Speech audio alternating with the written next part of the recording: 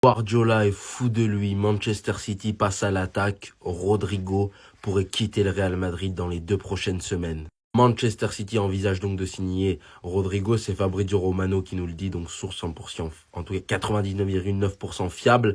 Le Real Madrid le vendra s'il demande à partir, on ne retient pas les joueurs au Real. Son prix cependant est fixé autour des 100 millions d'euros. Pour moi, c'est minimum 100 millions. Je vous le redis depuis le début, j'aimerais qu'il reste personnellement parce que c'est un mec auquel je me suis attaché déjà. J'ai beau lui reprocher beaucoup de choses, son irrégularité que je trouvais les saisons d'avant, mais moi je maintiens ma croyance et le potentiel car Rodrigo, il est encore atteignable, je pense, et il est encore atteignable au Real Madrid. Maintenant, Manchester City, ce serait une très bonne option. Si je parle objectivement, Manchester City pour Rodrigo, ce serait une aubaine. Pour moi, il n'y a aucun ailier qui est meilleur que Rodrigo à Manchester City. Et en plus, il pourrait jouer à gauche. En tout cas, j'espère qu'il jouerait à gauche dans le cas de figure où il partirait du Real Madrid. Mais je vais être quand même égoïste et je vais dire qu'il doit rester. Parce que Rodrigo, c'est le Real Madrid. Rodrigo, il a connu que ça. Rodrigo, c'est notre gars, peu importe. Ouais, je vous le redis, hein, on peut critiquer un joueur, on peut lui en vouloir sur certaines choses ou quoi. Moi, il y a plein de trucs que j'ai pas aimé avant la finale de Ligue des Champions quand il s'était plaint de son statut. Là, cette saison, qui se plaigne de son statut alors que les performances qu'il faisait, bon, certes, en début de saison, ça a été l'un des meilleurs, mais on restait sur notre fin, tout ça. Mais par contre, ça reste un Madrilène, les gars. Il a marqué l'histoire de notre club. Alors moi, je ne veux pas qu'il parte.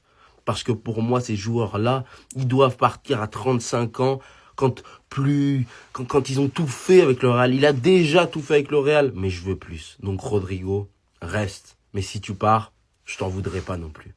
Voilà.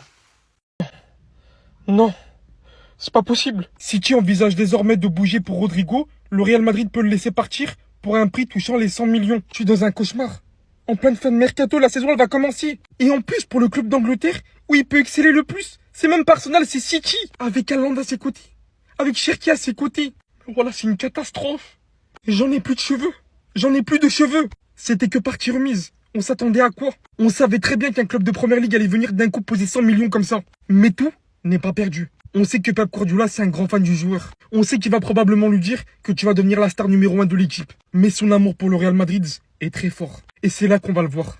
Est-ce que Rodrigo va vouloir lutter pour sa place, va essayer de faire mieux que Vinicius, que Mbappé et d'autres? Ou bien est-ce que il va aller choper sa place tranquillement à City? Vous vous rendez compte du bordel que ça fera si Rodrigo rejoint City? Les gars, ils seront beaucoup trop forts. Un nouveau prime de City naîtra, sachez-le. Rodrigo ailier gauche, avec Haaland dans le neuf. Mais c'est un cauchemar. Mais c'est un cauchemar. C'est pas possible. La saison, elle a même pas commencé, les gars, je suis déjà déçu. La liste pour notre premier match amical de demain vient de sortir. Et malheureusement, les gars, il y a une mauvaise nouvelle. Valverde est déjà out pour le match de demain, les gars. Il aurait une surcharge et Xabi Alonso ne prendra pas de risque. En plus de l'absence de Camavinga au milieu, on aura maintenant Valverde. Mais c'est mieux qu'il se repose maintenant pour éviter toutes les blessures à l'avenir. En dehors de cette petite déception, demain, on aura l'occasion de voir le premier match de Carreras. Demain, on aura enfin l'occasion de voir celui qui va défendre toute la saison sur Yamal. Même si je doute qu'il y arrive, on pourra enfin voir vraiment de quoi il est capable. Demain, on aura aussi le retour de Vinicius et on verra un peu dans quel état d'esprit il est pour cette nouvelle saison. Il est tellement fort quand il est en bonne forme, j'espère qu'il a retrouvé sa confiance. Demain, on verra aussi si toutes les informations sur Mbappé étaient réelles. On verra vraiment s'il fait les efforts défensifs et on verra surtout s'il est présent dans le pressing. Il y a une image qui a fuité sur laquelle il fait un pseudo-retour, mais on ne connaît pas vraiment le contexte de l'action. Peut-être qu'il venait tout juste de perdre la balle, les gars, on ne sait pas, donc on va pas parler. Franchement, les gars, j'ai hâte et je pense que vous aussi. Demain, on aura aussi l'occasion de voir ce que Xabi Alonso va annoncer comme formation, et ça nous permettra aussi de nous faire des idées sur la saison qui arrive.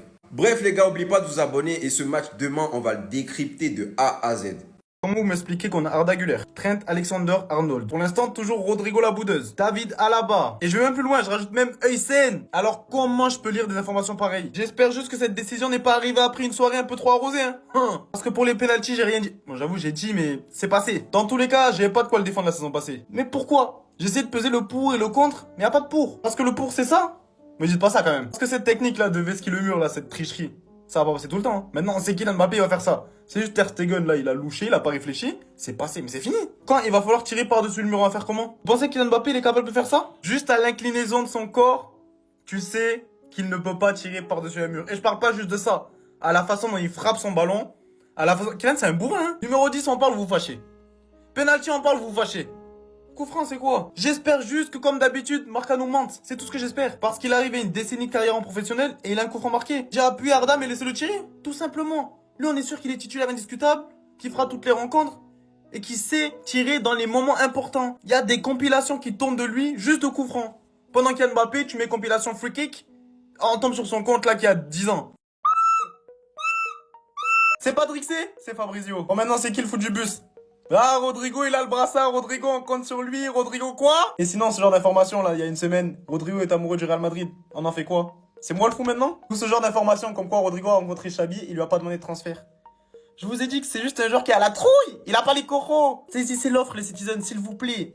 Voilà, c'est un conseil que je vous donne. Les deux Rodri ensemble, la connexion là, connexion de Rodri, ça va glisser pour vous. Par contre, voilà, je préfère être franc avec vous. Il va arriver, il est un peu enrobé, il était au maquis là-bas. Faut juste lui dire ce qu'il veut entendre. Voilà, si vous êtes trop franc avec lui, il va commencer à bouder, à vous esquiver pour de la fièvre, de la morvonnée, des trucs. Juste, faut que vous lui trouvez rapidement une babies. Parce que lui, c'est à ça qu'il marche. Des semaines à pas marquer. Quand sa babies, elle lui demande 2 buts, il lui dit obrigado à mort. Et puis il marque les 2 buts, hein. Et accueillez-le bien dans de bonnes conditions. Sinon, voilà, son papa, il risque de se manifester. Ça tombe à pic, tu veux l'augmentation. Là-bas, ça paye super bien, c'est des Qataris.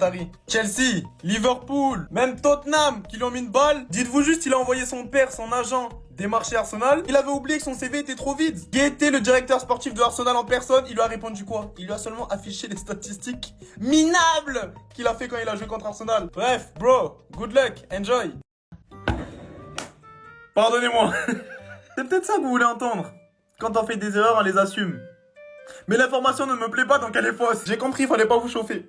Vous êtes allé faire quelle recherche pour trouver cette photo? Expliquez-moi. Même l'information de Kylian qui défend, vous êtes allé me la chercher je ne sais où. Mais c'est faux. La balle était un peu devant. C'était le premier qui mettait le pied sur le ballon. Duel un peu physique. Qui vous a dit retour défensif là? Oh. Aucun bonjour, ça voulait m'abattre. Oh, j'ai une photo de Rodrigo. Carrément, hein. Il y a de nouveaux angles qui sont apparus. Je suis mais je peux pas avoir totalement tort. Faut que je tape sur quelqu'un. Parce qu'en vrai, le fou du bus, c'est pas moi, hein. C'est ce soulard. Papinière tanière. Comment t'as pu me trahir? Moi, je suis fidèle au club depuis. J'avais une coupe à l'espagnol.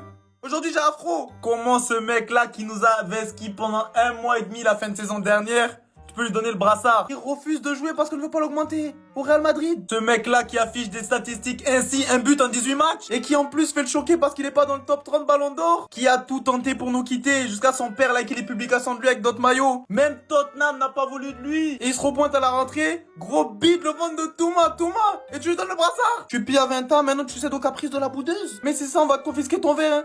Grand soulard, va. C'est Nia, je peux pas croire. Le dossier Rodrigo est interminable. Finalement, City est toujours sur Rodrigo. Ça a été confirmé par Fabrizio Romano. Le Real Madrid ne laissera pas partir son joueur pour moins de 100 millions. Sachant que Grealish est parti à Everton et que Tottenham a fait une offre de 50 millions pour Savigno mais que City demande plus, ça peut simplement ouvrir des portes pour Rodrigo à City. Sachant qu'en plus au Real pour l'instant il n'est pas titulaire, qu'il doit se battre. Nous connaissons pas encore le système de Xabi Alonso. On sait pas s'il va jouer avec 3 attaquants ou 2. En tout cas, il n'y a aucune garantie qu'il soit titulaire pour l'instant, même s'il a dit qu'il allait se battre. Parce qu'on l'a vu plusieurs fois changer d'avis durant le mercato. En tout cas, ce qui est important et ce qui me hype les gars, s'il signe à City, c'est est-ce qu'il pourra jouer à gauche, parce qu'il ne faut pas oublier Marmouche. City a quand même une équipe effrayante, sachant qu'il va rentrer dans un nouveau cycle car il y a plein de nouveaux joueurs. Kusanov, Ait Nouri, Reinders, Nico Gonzalez, Cherki, Marmouche qui arrive au mercato hivernal. Certes, il arrive dans une équipe où il y a des statuts moins imposants que Mbappé ou Vinicius, donc il a une chance de pouvoir jouer à gauche, mais ce n'est pas sûr non plus. Et Rodrigo à City, ce serait une top nouvelle déjà parce que Madrid va perdre une pépite qui en plus de ça va exploser à City, j'en doute même pas. Déjà que le Real et Manchester City ont un passif en Ligue des Champions ces dernières années, ce sera encore plus divertissant s'ils signent à Manchester City et qu'ils se retrouvent cette saison. Enfin bref, sinon vous les gars, vous en pensez quoi? Ramenez sur un passant, on s'ennuie.